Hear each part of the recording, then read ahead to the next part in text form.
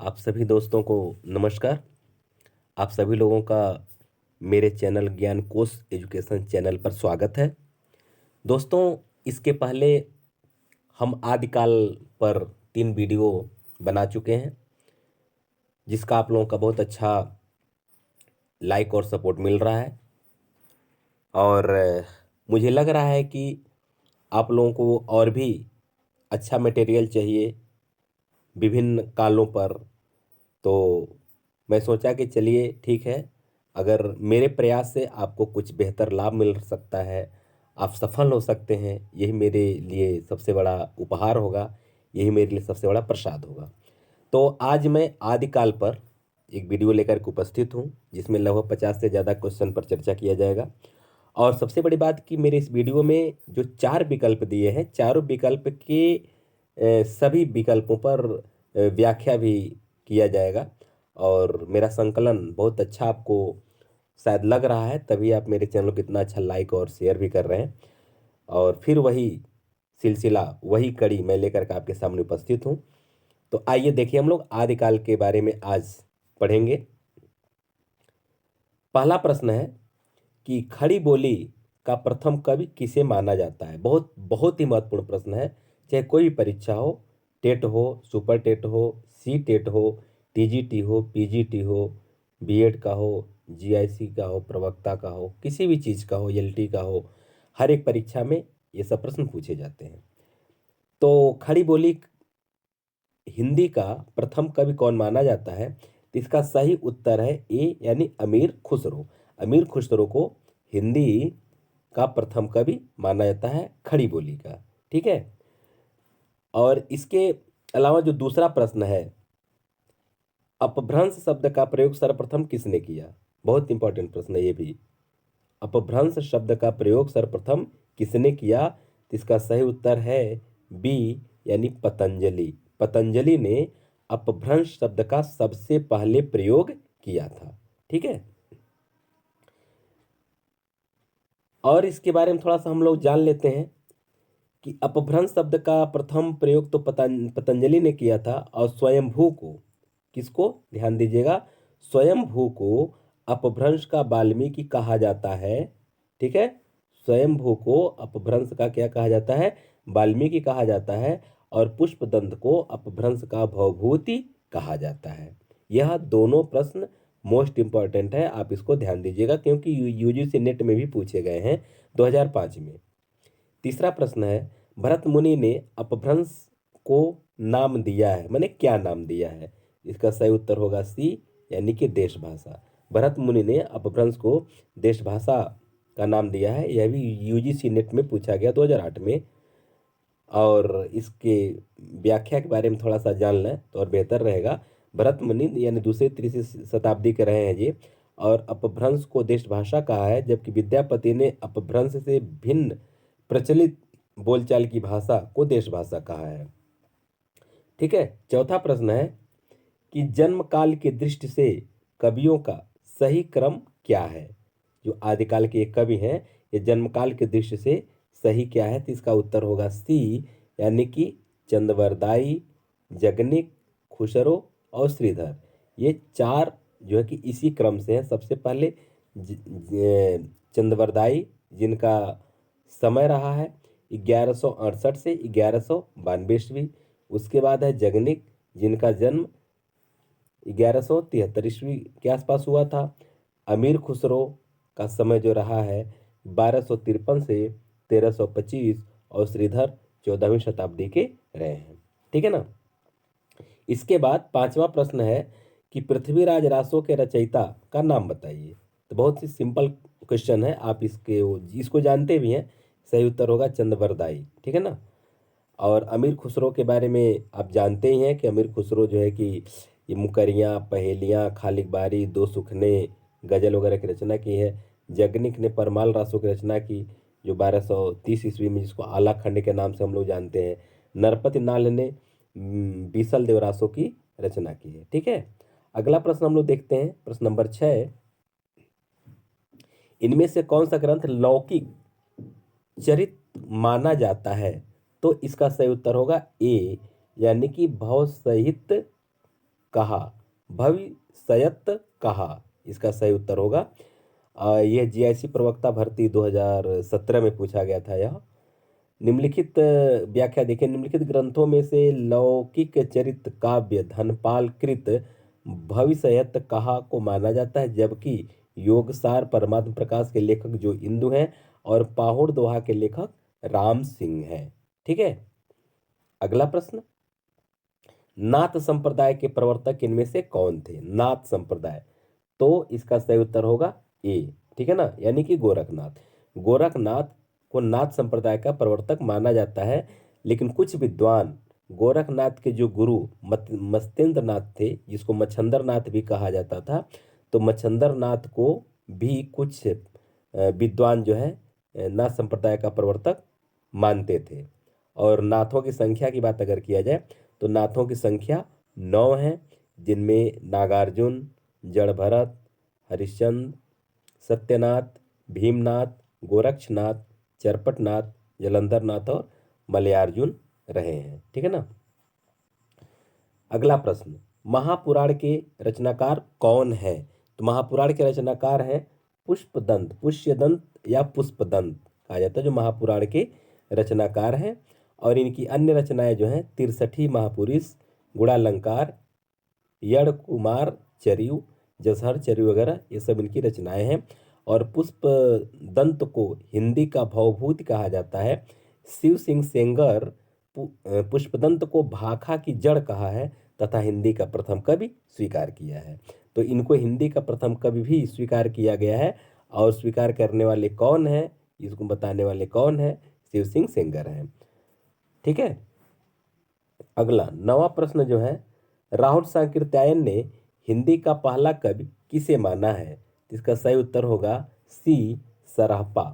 सरहपा को राहुल सांकृत्यायन ने हिंदी का पहला कवि माना है, और जिसको लगभग सभी विद्वान हिंदी का पहला कवि स्वीकार किए हैं। और इनका जो दोहा कोश इनकी रचना है, और 769 ईस्वी के आसपास इनका समय रहा है। बच्चन सिंह के अनुसार आक्रोश की भाषा का पहला प्रयोग सरहपा में ही दिखाई देता है।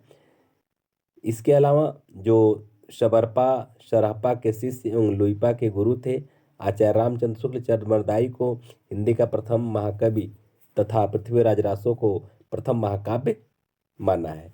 तो एक प्रश्न यहाँ से और भी महत्वपूर्ण प्रश्न बनेगा। कभी कभी ये प्रश्न पूछा जाता है कि आचार्य रामचंद्र शुक्ल ने हिंदी का प्रथम कवि किसे माना है? उसका सही उत्तर होगा चंद्रवरदाई। और आचार्य रामचंद्र शुक्ल ने हिंदी का प्रथम महाकाव्य किसे माना है? तो उसका सही उत्तर होगा पृथ्वीराज रासो। ठीक है, तो इस तरह से एक साथ कई प्रश्न आपका तैयार होता चला जा रहा है। आइए हम लोग अगला प्रश्न देखते हैं, निम्नलिखित में से कौन सी श्रेणी कालक्रमानुसार है? तो इसका जो कालक्रमानुसार जो श्रेणी है वह देखिए, खुमार रासो है, बीसल देव रासो, पृथ्वीराज रासो और हमीर रासो। तो क्या है देखिए, खुमार रासो, बीसल देव रासो, पृथ्वीराज रासो और हमीर रासो, यानी कि सी उत्तर सही हो रहा है। ठीक है, आगे अगला प्रश्न है, इन सिद्धों और नाथों में सबसे पुराने कौन है? इसका सही उत्तर होगा बी, यानी मच्छंदर नाथ। मच्छंदर नाथ जो है सिद्ध और नाथों में सबसे पुराने नाथ माने जाते हैं। बिसल देव रासो की नायिका का नाम क्या है? तो बिसल देव रासो की नायिका का नाम जो है राजमती है।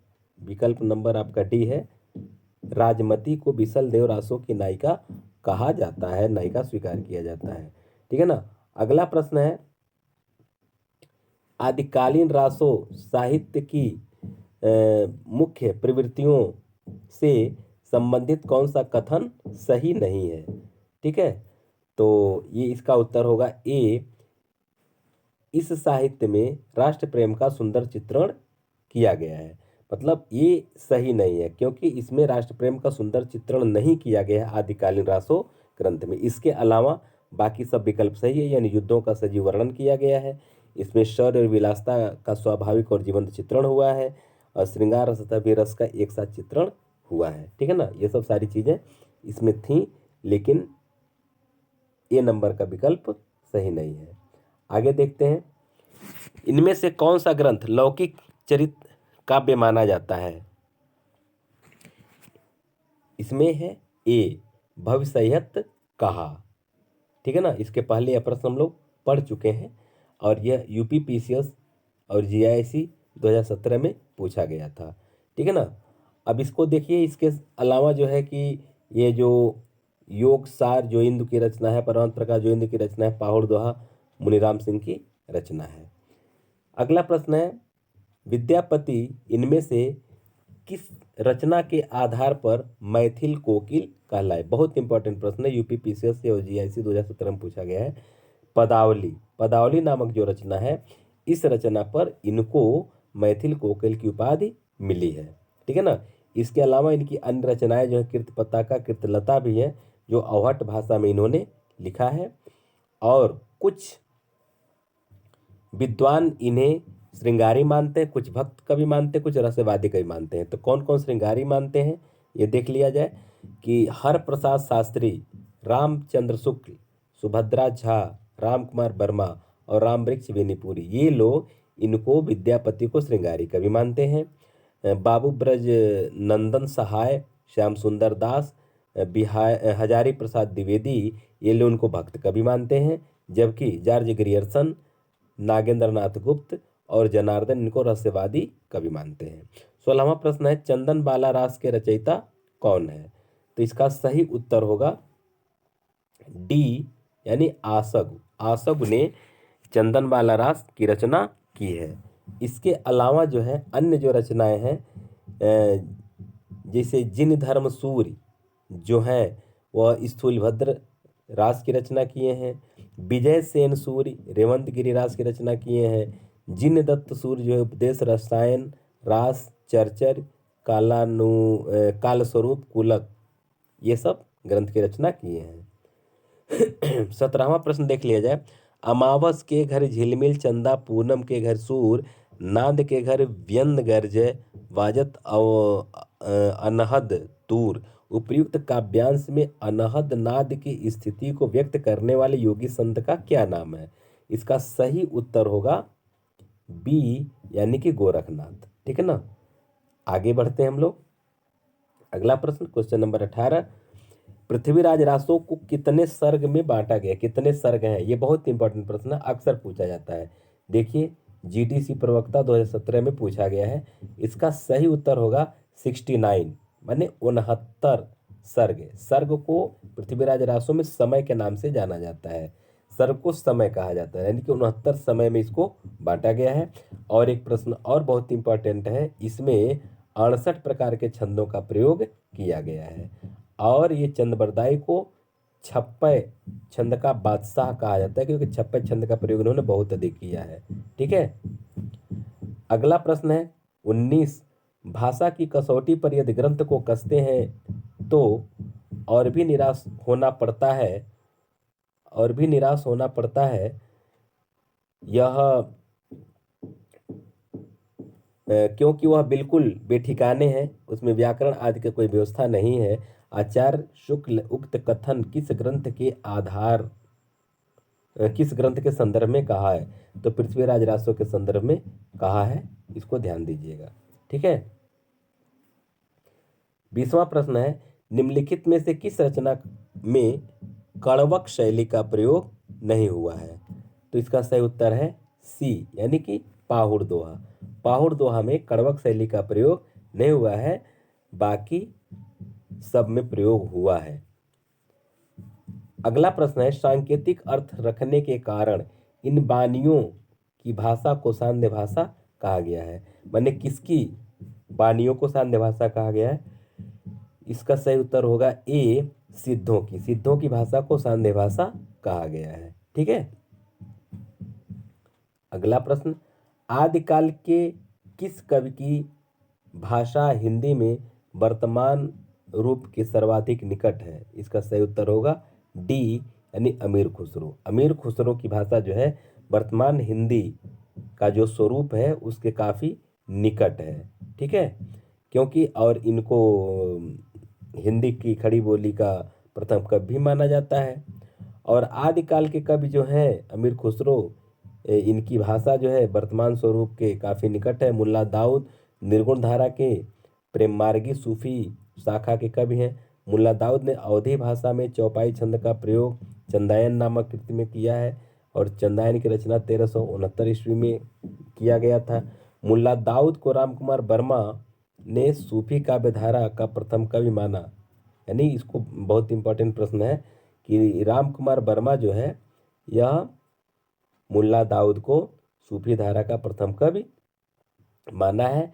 और डॉक्टर माता प्रसाद गुप्त जो है यह चंदायन को लोरकहा भी कहा है। ठीक है, आगे अगला प्रश्न हम देख लेते हैं। पृथ्वी राजरासों में प्रमुख रस कौन सा है? इसका सही उत्तर होगा ए, वीर और श्रृंगार रस। ठीक है ना, पृथ्वी राजरासों में ये दो रस की प्रधानता बताई जाती है। और इसमें एक बार फिर मैं रिवीजन कर रहा हूँ, कुल 68 छंदों का प्रयोग किया गया है। ठीक है, और इनको 56 छंद का विशेषज्ञ माना गया है, मैंने 56 छंद का बादशाह भी कहा जाता है। और पृथ्वीराज रासो को चंद्रबरदाई के पुत्र जल्हड़ ने पूर्ण किया था। यह भी बहुत इंपॉर्टेंट प्रश्न है, क्योंकि पृथ्वीराज रासो ये पूर्ण नहीं कर पाए थे चंद्रबरदाई, तो उनके जो पुत्र हैं जल्हड़ वह जो है इसको पूरा किए। और पृथ्वीराज रासो को सुख सुखी संवाद के रूप में भी रचित किया गया है, इसको चित्रित किया गया है। और आचार्य रामचंद्र शुक्ल चंद्रबरदाई को हिंदी का प्रथम कवि तथा उनकी रचना पृथ्वीराज रासो को हिंदी का प्रथम महाकाव्य माना है। आदिकालीन काव्य की प्रसिद्ध पंक्ति भल्ला हुआ जुमाड़िया बहिड़ तुम्हारा कंत लजेज तू वैसहुआ जई भग्गा ए एंतु किसके ग्रंथ में मिलती है? तो इसका सही उत्तर होगा बी, यानी कि हेमचंद के ग्रंथ में यह मिलती है। ठीक है ना।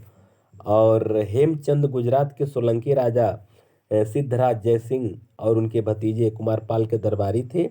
इनकी प्रमुख जो ग्रंथ है सिद्ध हेमचंद शब्दानुशासन जो व्याकरण ग्रंथ है, कुमारपाल चरित योग शास्त्र, प्राकृतिक व्याकरण, छंदोनुशासन, देशी नाम माला, कोश इत्यादि इनके अन्य ग्रंथ हैं। अगला प्रश्न है, राहुल सांकृत्यायन ने हिंदी का पहला कवि किसे माना है? इस प्रश्न इसके पहले हम लोग पढ़ चुके हैं, तो इसका सही उत्तर होगा डी, यानी कि सरापा। ठीक है।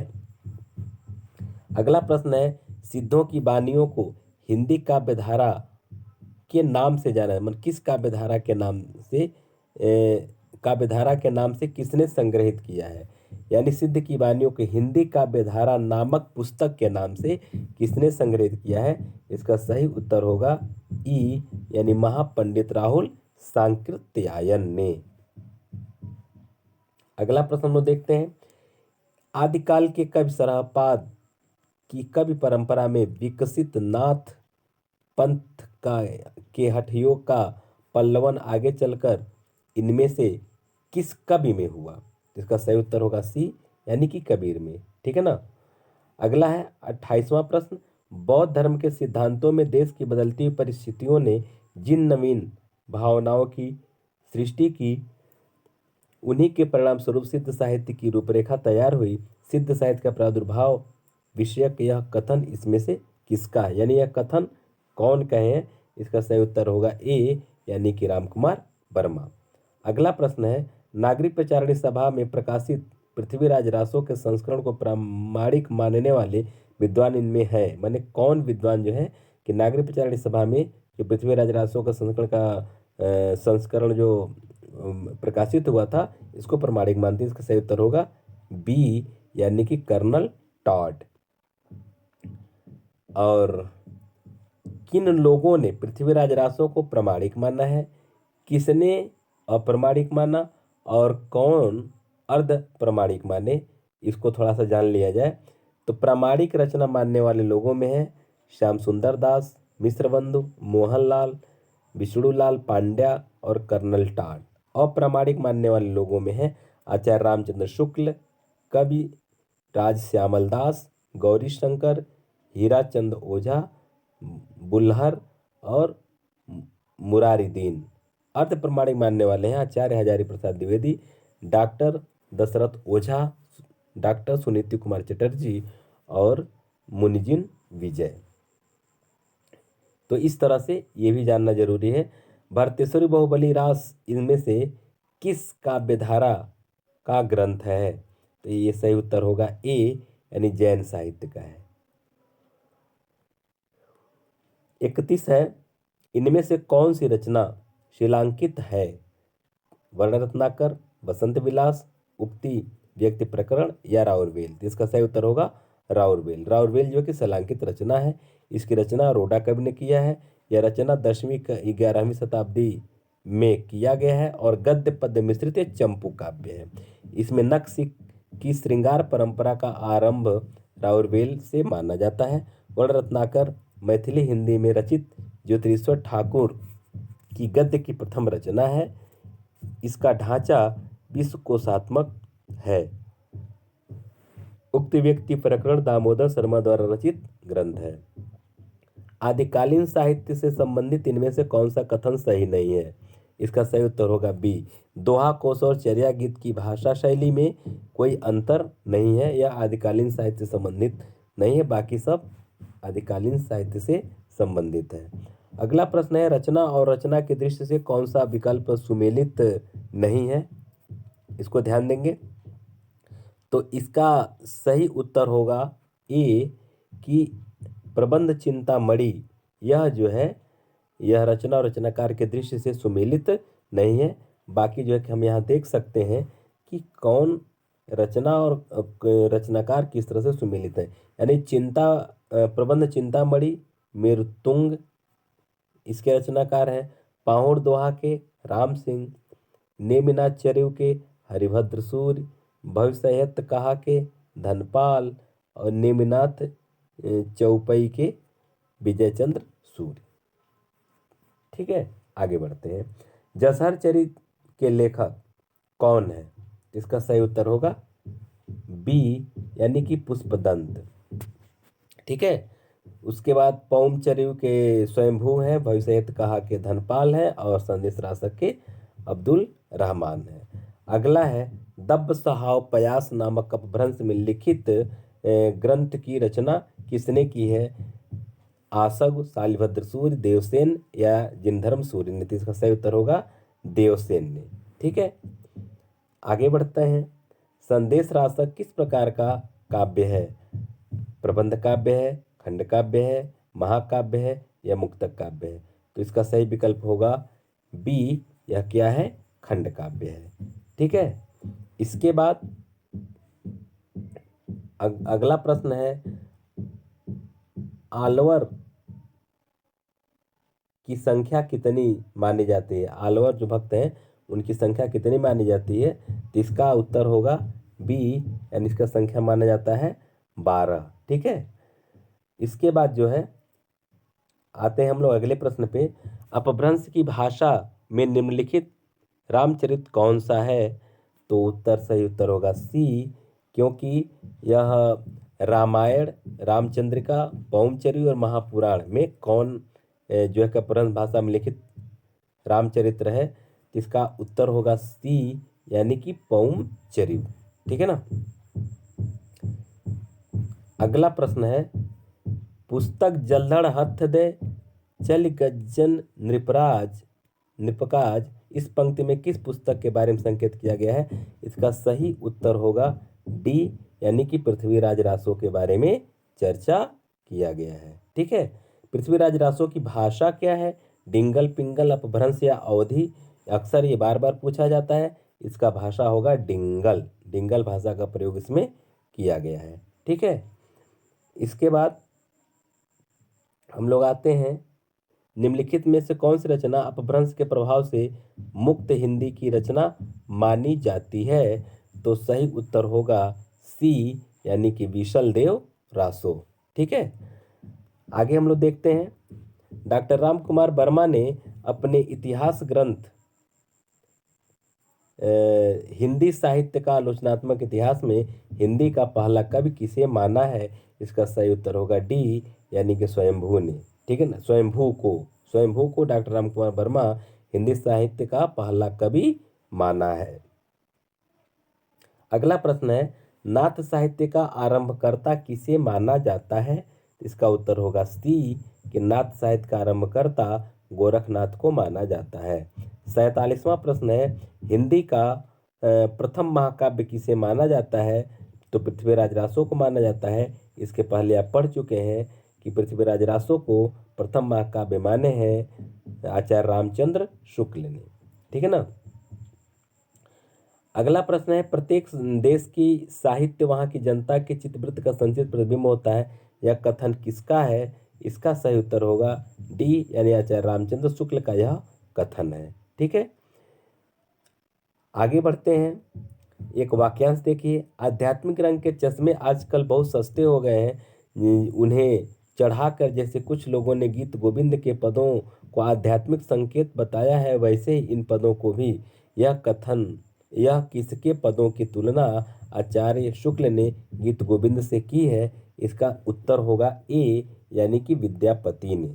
ठीक है, अगला प्रश्न है 50वां, देसिल बयना सबजन मिट्टा किस भाषा की काव्य पंक्ति है? जो विकल्प है सदुक्कड़ी, पुरानी अपभ्रंश, प्राकृत और देशी भाषा। तो इसका उत्तर होगा देशी भाषा। ठीक है ना। देशी भाषा को देसी बयना सबजन मिठा ये कह करके ये बताए हैं मैथिली भाषा में विद्यापति ने। ठीक है ना। आगे देखिए, अगला एक पंक्ति है, गोरी सोवे सेज पर मुख पर डारे के। इस पंक्ति किसके द्वारा रचित है? घनानंद, विद्यापति, बिहारी या अमीर खुसरो? तो इसका सही उत्तर होगा डी, अमीर खुसरो। यह अमीर खुसरो की रचना है। और कब ये लिखे हैं? इनके गुरु जब निजामुद्दीन औलिया की जब मृत्यु हो गई उस समय यह रचना लिखे। अगला प्रश्न है, आदिकाल के किस कवि ने हिंदी खड़ी बोली में रचना की है? इसका सही उत्तर होगा डी, इसके पहले हम लोग पढ़ चुके हैं। ठीक है, अगला प्रश्न है 53वां प्रश्न, पृथ्वीराज रासो के रचयिता कौन है? इसके पहले हम लोग पढ़ चुके हैं। इसका सही उत्तर होगा डी, चंद्रवरदाई। ठीक है ना। और एक बार फिर से रिवीजन कर लीजिए कि चंद्रवरदाई में कितने अध्याय यानी कितने समय हैं? तो 69। और कितने छंद हैं? तो 68। और चंद्रवरदाई को 56 छंदों का विशेषज्ञ माना जाता है। तो इस तरह से इस वीडियो में हम लोग 53 प्रश्न और उसके कुछ जो विकल्प हैं उनके विकल्पों के बारे में भी अध्ययन किए हैं। और ये मेरा संकलन बिल्कुल लेटेस्ट है। आप यहाँ देख रहे हैं कि जो कुछ भी यहाँ मिल रहा है आपको बिल्कुल नया, और कुछ ऐसा चीज़ आपको मिल रहा होगा जो शायद आपके लिए बिल्कुल ही नया होगा। इसके पहले हो सकता है कि आप न पढ़ करके आए हों। तो अगर मेरा वीडियो अच्छा लग रहा हो, मेरा संकलन अच्छा लग रहा हो, इसको खूब झूम करके लाइक और शेयर कीजिए। और अगर मेरे चैनल पर आप नए हैं, इसी तरह का वीडियो और प्राप्त करना चाहते हैं, तो इसको सब्सक्राइब कर दीजिए और बेल आइकन को भी पुश कर दीजिए। आप सभी लोगों को एक बार पुनः बहुत बहुत धन्यवाद।